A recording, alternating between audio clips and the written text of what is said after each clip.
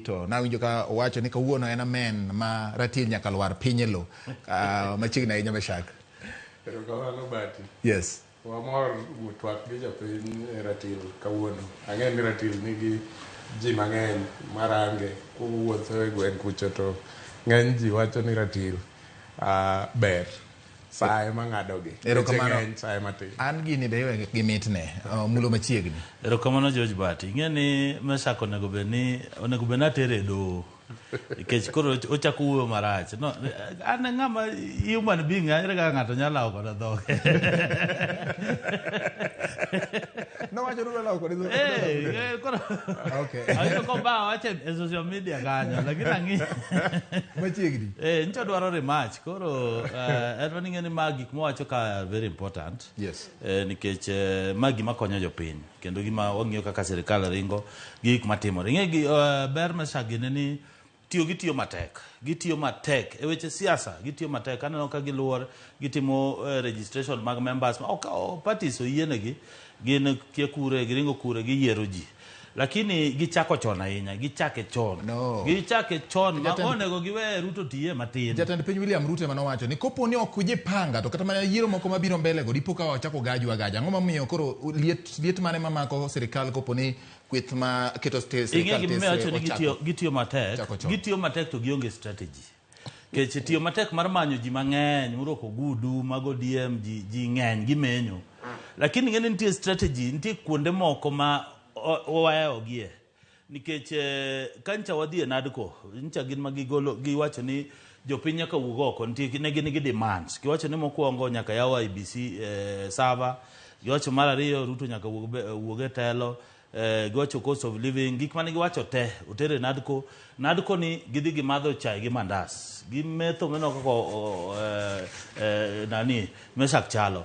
To bang' ka gisemadho chai gi mandas, wigi oduogo wil ni NADCO report kosetieki giduogi ogiwinjore.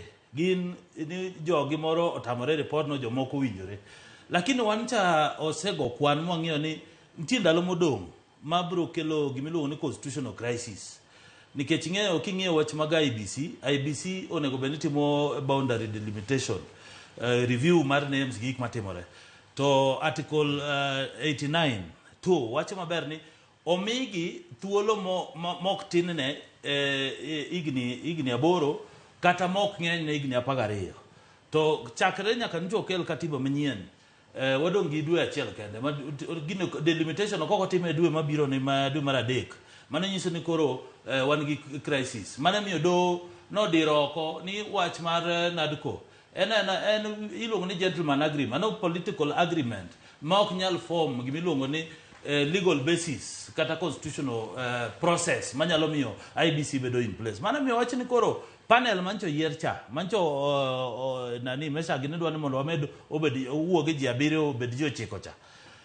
Nosemigi thuolo mar yiero commissioners ma according to law onego bed ni gidhi mane gisedhi romo gi speaker. Ma speaker onego bed ni miyo gi resources. Gima timo ni gidhi timo process, due process mar yiero commissioners. Ma in fact jomobedo shortlisted gibiro golo maber gi publish. Koro gin ka giwinjore wach NADCO ma gitere parliament, gin pod gimanyo ji to koni wadiyo gie ere kaka strategy ne dhi konyo gi mbele. Ina nanyiso gi by the way ndalo cha nanyiso gi strategy tamo gi ka gigodho giwacho ni wuo marach Ruto bede telo. Sani koro gin giringo ku komachielo ni giwere go. Koro atemo mana konyo gi an ng'ene onego gimiya gimo matin mar advice nikech akonyo gi strategy. All right, ere gima rach kopo ni puodho report mar NADCO ahinya kotende kod lokruok ma idwaro mondo tim e IBC eka mondo puodhe mondo bed ni osire kata lokruok ni osir kod chik nikech ing'e NADCO report ok en chik kosekale od bura nyiso ni koro okalo e process mar joma loso chike mondo koro okete ni obed osire gi pend chik mowuok e od bura. Ere gima rach kanyo? Ang'o momiyo kasruok nyaka bedie e Omullo? Onge kasruok. Wan gi gimiluongo ni nuoketo cards wa e mesa ma Kimani Chungwa kane giriwore kom gi Kalonzo Musyoka ne gitiyo kod NADCO report maber. Okay. Mwamiyo jo Azimio wan waseyie ma Ruto owacho ni report no yierego. Korgi kocha niwinjo ni jakom pok osomo report, jowan pok wasomo report.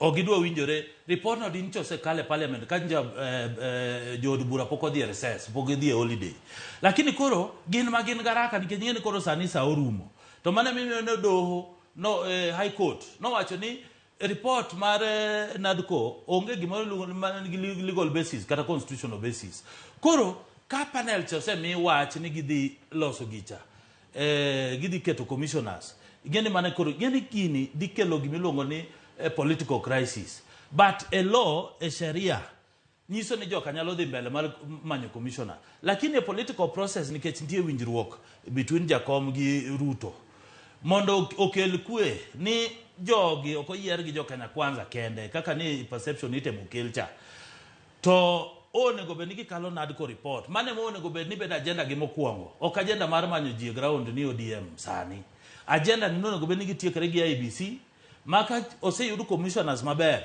ntie George ntie joma sani pokotimo by election monego bed ni gin gi right mar bedo gi representative mar gi wards gi constituency mano IBC okotimo IBC ko chakore August nyaka ntia giwe tich onge gik manyalo timore IBC yes. Ma is a serious strategy maka jo ODM gi jo mesha gino kukete pachgi then gin giringa gimanyo magimanyo wan mbele kuchukua wadhi yao daw all right machiegni George Omullo